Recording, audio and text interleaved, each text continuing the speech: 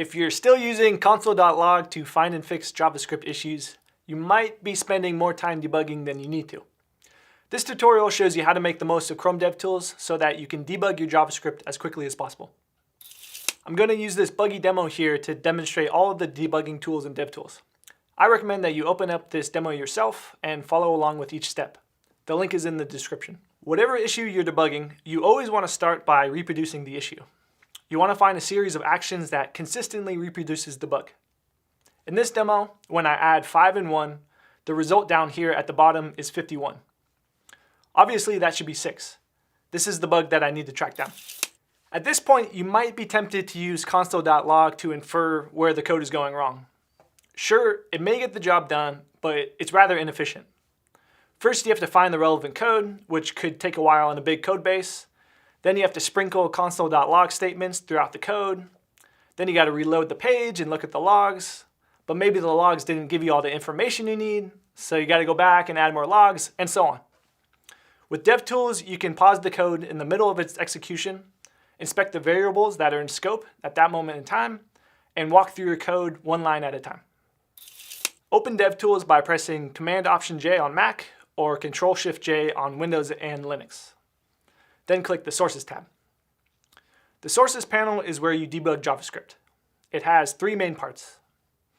At the top left here is the File Navigator pane, where you can inspect the files that the page uses.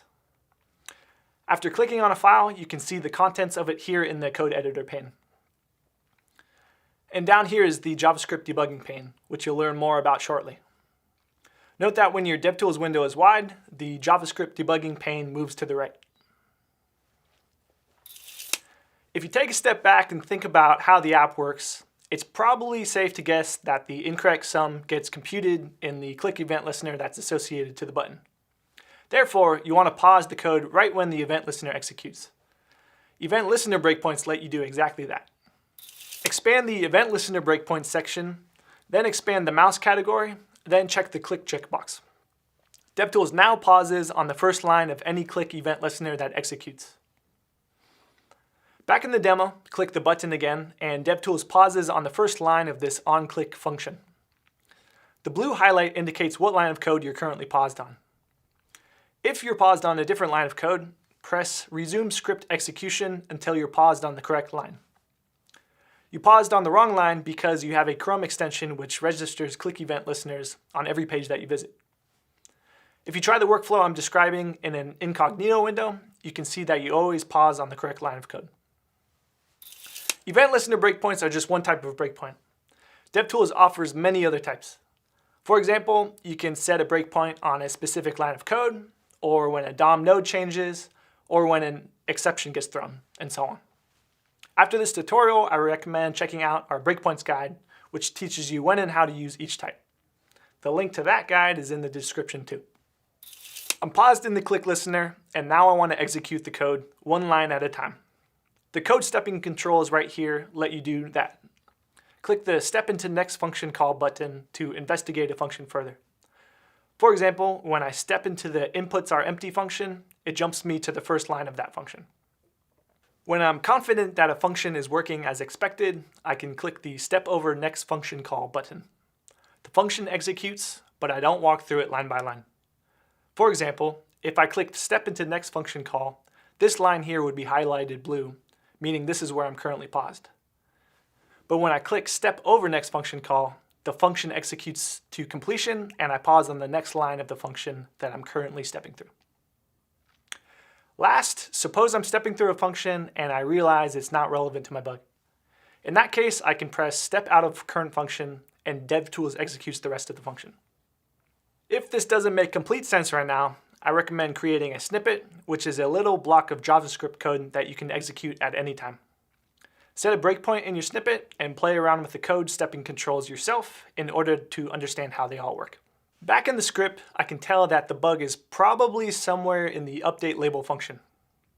Rather than stepping through a bunch of irrelevant code, I can set a line of code breakpoint right around where the bug probably occurs. To do that, I just click the line number next to the code. This blue icon indicates that there's a breakpoint on this line. When I press Resume Script Execution, DevTools runs all the code up until that line, and then pauses before that line executes. Over here in the JavaScript debugging pane, I can see the call stack that caused this code to execute. I can click on the functions to see where each one got called. The scope section shows me all of the local and global variables that are currently defined at this moment in time. I can click on values to edit them, but I'm not going to do that right now.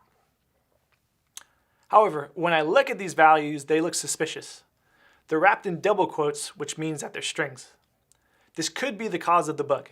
I'm going to investigate this further over in the watch expressions section. Here I can watch the values of variables over time.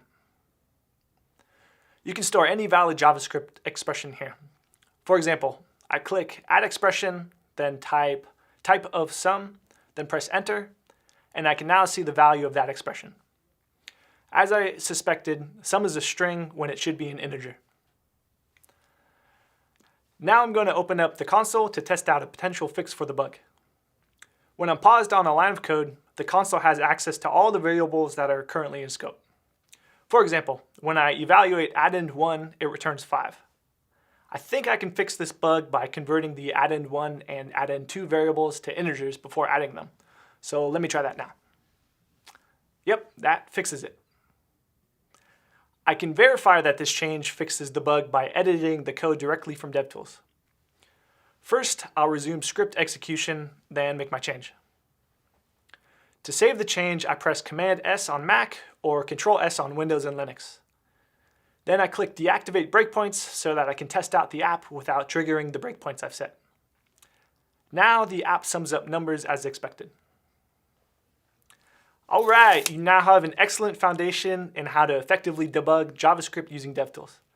From here, I recommend learning about all of the breakpoints that DevTools has to offer, as I mentioned before.